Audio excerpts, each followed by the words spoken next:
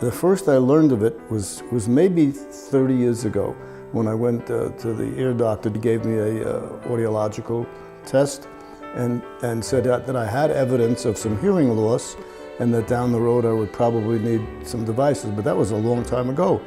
And he asked me some questions, and after a lengthy discussion with him, he came to the conclusion that my hearing loss was caused by some of my time in the Army, because I spent a lot of time around the big guns.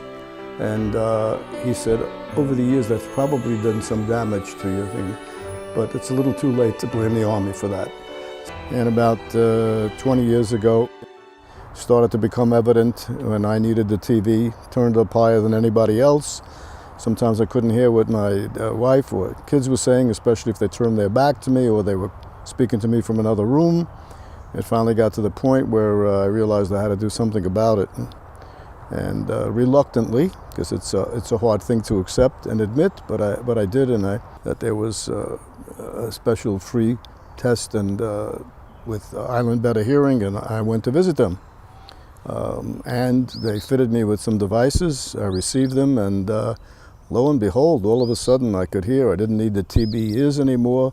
People weren't having to repeat themselves all the time. It's not perfect, but they make all the world of difference. I'm sitting out here by my pool right now, and if I didn't have them, I wouldn't hear the birds.